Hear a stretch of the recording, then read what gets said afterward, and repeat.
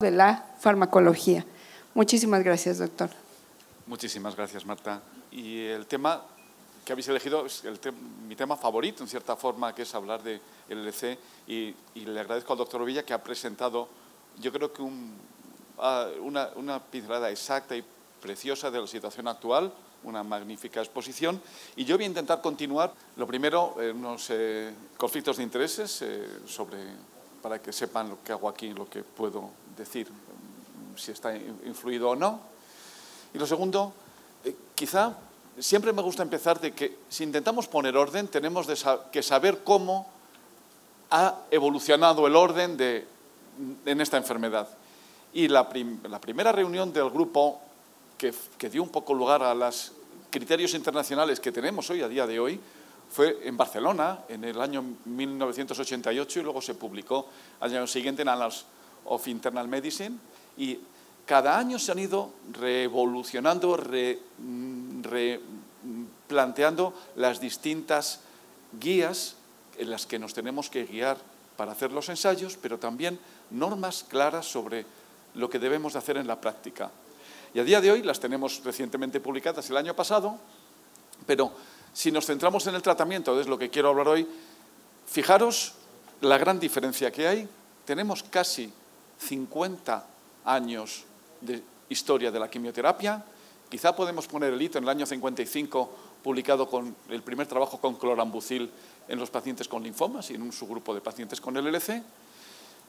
En esos 50 años de quimioterapia llegamos a unas conclusiones relativamente firmes que luego, con la introducción de los anticuerpos, sobre todo los anti-CD20, en apenas 15 años evolucionaron pues francamente bien y nos dieron un poco un paradigma, como veremos a continuación, pero en los últimos 5 años esto es un totus revolutum, porque se ha empezado, todas las nuevas terapias han aparecido casi juntas. Primero los inhibidores de BCR, que tenemos el paradigma ibrutinib, poco después los inhibidores de BCL2, que tenemos el venetoclax, y por último las combinaciones, de los que el paradigma eficacia es la combinación de venetoclax con rituximab, y ahora nos encontramos con este nuevo conjunto de distintos elementos en combinaciones de 2, de 3 o incluso de 4, que es un problema del que tenemos que intentar sacar una conclusión.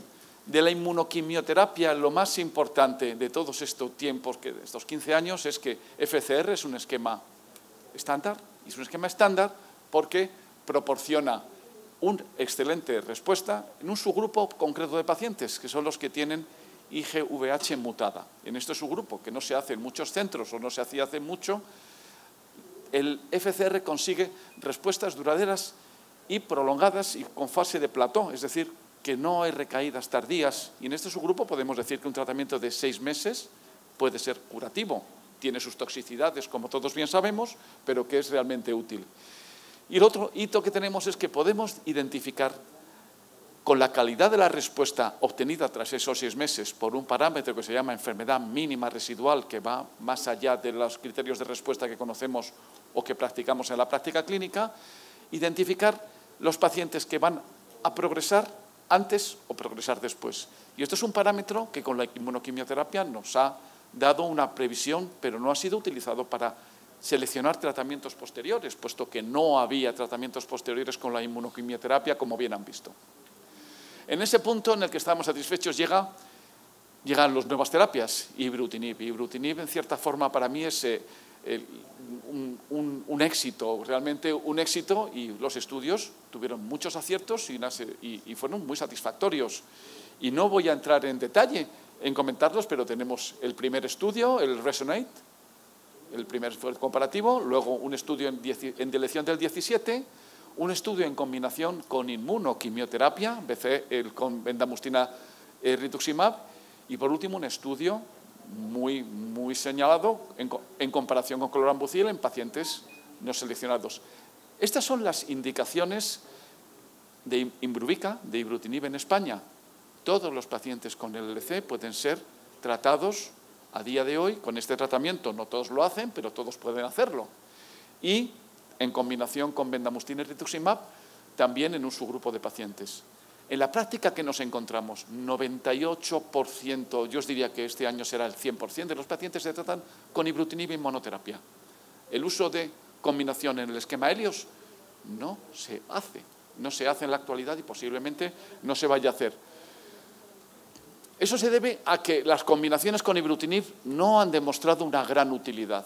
Como bien saben, y se ha publicado ahora recientemente este estudio fase 2 randomizado de combinación con rituximab, el punto importante que da ibrutinib es un tiempo hasta la progresión prolongado, no se beneficia con la adición de un anti-CD20.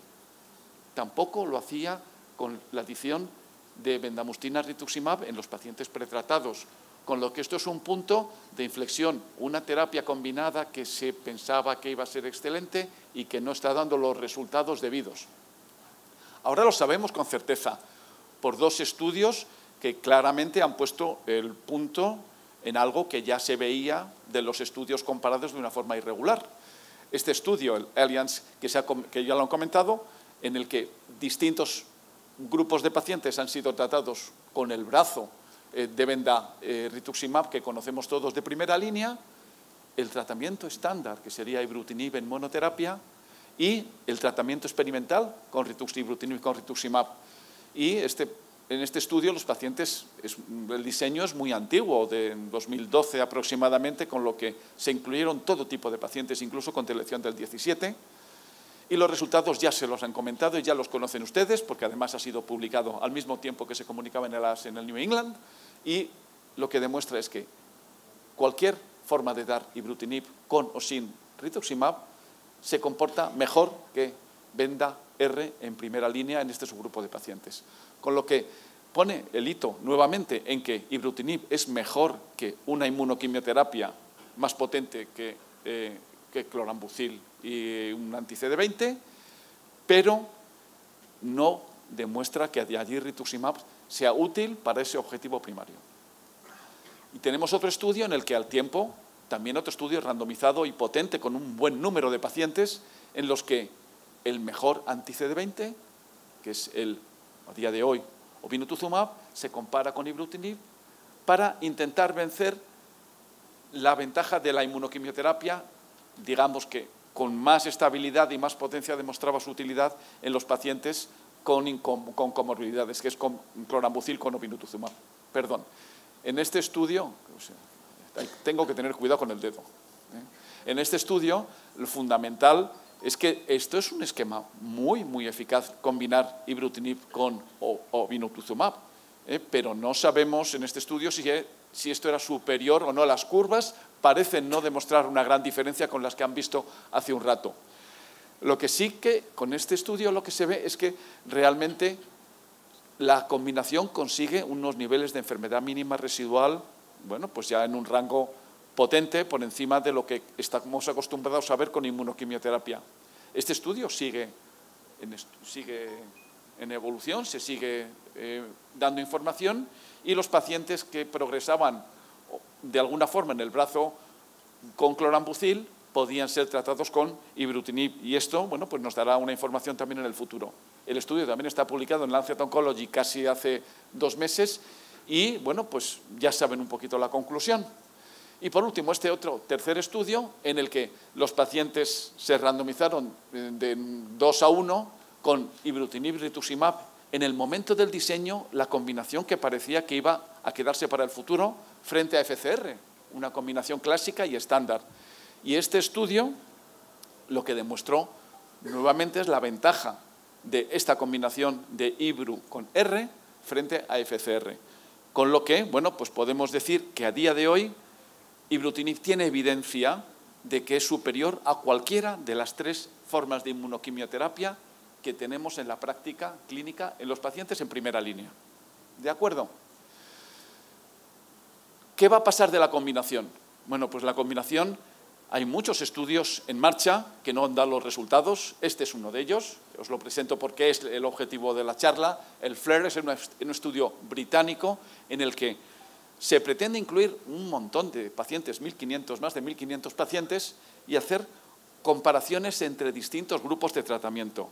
Los grupos de tratamiento iniciales eran FCR, ibrutinib, rituximab, que este mismo año a la vista de lo publicado, se ha caído, ese brazo no va a reclutar más pacientes, y ibrutinib monoterapia e ibrutinib con venetoclax. Aquí entra en juego venetoclax. Y en este estudio se van a hacer comparaciones que nos va a dar información. Esto lo estábamos deseando. Ibrutinib y rituximab frente a FCR ya la conocemos, pero aquí lo van a refrendar sobre un montón de pacientes, 770 pacientes. Ibrutinib y venetoclax frente a FCR, que esperemos que dé unos resultados, tendremos que ver si superiores a estos, e ibrutinib y venetoclax frente a ibrutinib en monoterapia. O sea que el estudio está muy bien diseñado en cuanto a la información que nos va a dar, pero no nos va a dar la solución definitiva porque, bueno, pues a día de hoy tenemos mucha información. Aquí aparece venetoclax, como os digo, y es punto de reflexionar sobre cómo funcionan estas nuevas terapias dirigidas. Tenemos ibrutinib e idelalisib, que son medicamentos dirigidos contra el BCR, que lo que hacen es inhibir la cascada de señal producida por este BCR y detienen las señales proliferativas. Importante, al mismo tiempo, esta inhibición de señales lo que produce es efectos sobre la fijación o la unión de estas células tumorales al tejido que les sostén en el ganglio linfático. A través de la downregulación de determinadas citoquinas, les desancla del nicho que les protege y les hace proliferar a nivel tumoral. Es decir, son tratamientos que no eliminan la enfermedad como conocemos, sino que la mantienen en una situación quiescente en las que pueden estar muchos años y quizá, después de muchos años, pierdan el componente tumoral. Pueden convertir la LLC en un trastorno clonal, como conocemos de la fase previa a la LLC, que pudiera quedarse. Pero esto es un concepto que no está desarrollado y que quizá futuras investigaciones nos pueden llevar a ello. Quizá pueda pararse el tratamiento con ibrutinib después de 6 años, como pretendía el FLAIR, y determinar si entonces la enfermedad tumoral que estábamos tratando se ha convertido en un